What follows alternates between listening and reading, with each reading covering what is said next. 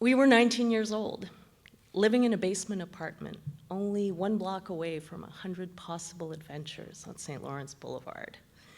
The city was ours, but that night, Jane wanted to drag me to Chinatown, and I couldn't believe she wanted me to go, and she couldn't believe I didn't. But Eliane, you have to taste the hot and sour soup at Peninsula. Whenever my dad would take us there, it was the biggest treat. Come on. At the mention of Jane's dad, I wavered. Jane's father had written for the Village Voice. Her mother painted. Her sister sang in jazz clubs, and her brother actually lived off his cool, throwing rent parties in his loft. So normally I would follow Jane down any trail her family had blazed. See, when I met Jane in high school, I was happy in my world of books and bikes and school band, but I knew there was a bigger world out there, and Jane had the keys. She would take me to used record stores and throw albums at me like this. Here, listen to this. Listen to The Clash. Listen to Aretha Franklin. And she could pick movies out of a repertory listing like no other. We should go see Down by Law. And you have to see Diva. You have to see Pauline à la Plage. And I did. I loved it. I drank it all in. And I had total faith in Jane's taste. So why was I balking at this trip to Chinatown? Jane was getting impatient. And you're Chinese. I'm only half Chinese, but that was enough. I might be ignorant in the ways of the world, but I had been to Chinatown, and I knew I didn't want to go, and I knew I didn't like Chinese food. When I was young, we very rarely ate out. My parents weren't poor, but they were thrifty. As my mother would say, they were Depression kids, born in the 30s, not baby boomers. And so a meal out in Chinatown was a big deal. Usually the occasion was some out-of-town guest. And it always began standing on the sidewalk, getting hungry and hungrier as my mother and my grandmother inspected the menus. Not authentic, one of them would say. So on we would go. Behind the windows, other people, including plenty of other Chinese people, were enjoying their food, but not us. Eventually, some place would be deemed acceptable. Still, we had to enter warily. One false move and we could be mistaken for ignorant Westerners. The minesweepers cleared the table of forks, and deliberations began. The forbidden list was long. Rice other than steamed? No. Drinks other than tea? No. Individual portions of anything? No. Anything sweet? Anything deep fried? Anything appealing? No. Even a 1-ton soup was frowned on because it was so popular. I would watch the lemon chicken arrive on the neighbor's table, boneless, battered, glazed like a Danish.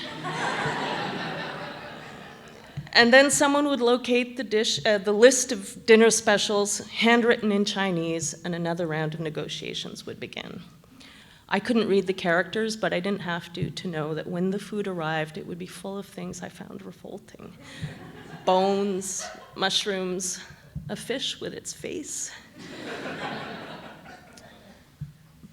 But I couldn't articulate any of that to Jane, so I just stood there with my stomach nodding. But finally, I put on my coat. Did I mention that Jane was persuasive? And I followed her down the snowy sidewalk to Chinatown. It was only 4 blocks and downhill, and we got there in no time. Jane ran into the restaurant, her face lighting up. I followed and surveyed the room. A few people were eating, but no one looked up. The waiter waved us to a table. No gong, no drum roll, no drama.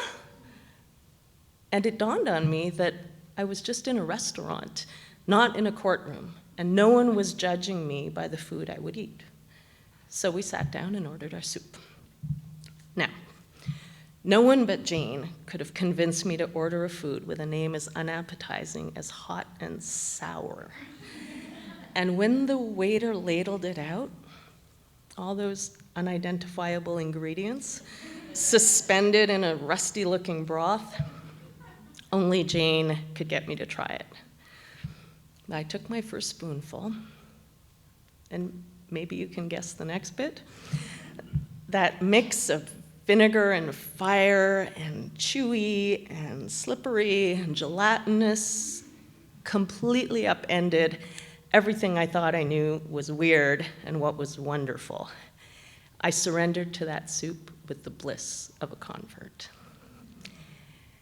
And since then, I've enjoyed countless other Chinese meals and fallen in love with other dishes like an eggplant, cuttlefish, congee, and all that pleasure, all those passions, I can trace back to that night at Peninsula when Jane opened another door for me.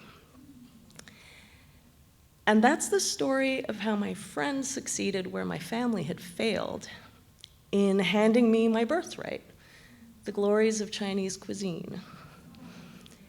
And it's a story I've told to friends a few times over the years.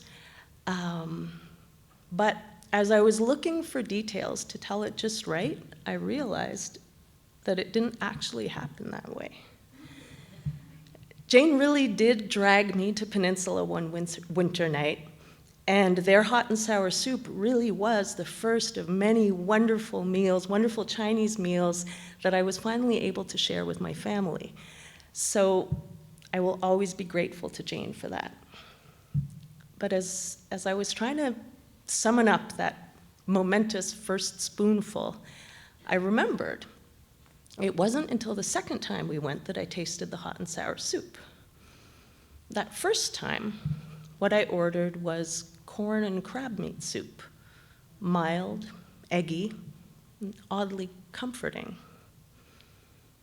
And that memory dislodged another older one of my mother, sitting next to me in a restaurant. I'm swinging my legs under the big round table, and my mother leans over and shows me, in the English menu, in the individual portions, a little bowl of soup she knew I would like. So all those years of remembering the constraints, but not the concessions, of honing that story for a laugh, all those years I had cheated myself of an even greater birthright, of my mother's kindness, as she set aside her standards to please the picky little girl next to her. So, be careful of the stories you choose to tell. This one's not yet over. My mother didn't live to see my children, so I am my daughter's only connection to China. A pretty weak connection, but I do what I can. We eat a lot of dim sum. I take them to the lion dances on the New Year. They've learned Kung Fu and tried Chinese brush painting, and I allow them to love wonton soup. So one day, we are at this place on La Gauchetière where there's a poached fish dish that I just love.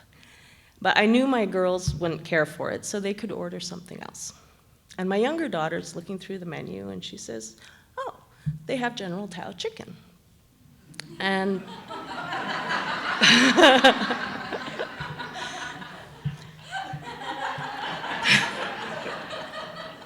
you know what's coming, eh? So before I could think, the words were out of my mouth. "We didn't come here to eat candy." The true me revealed, carrying on a family tradition. One more generation of judgment. And I was appalled at first, and I apologized for my tone. But on reflection, I'm not ready to renounce that legacy. Because when we're judging, it's not just criticizing. That's the noisy part. But when we're judging, it's because we care about something better. And I really wish now I could stand with my mother and her mother on that Chinatown sidewalk as they're looking for that special something that speaks to them. And I wish I could hold on to it so it's not swamped by the mainstream. And maybe I could pass it on. Thank you.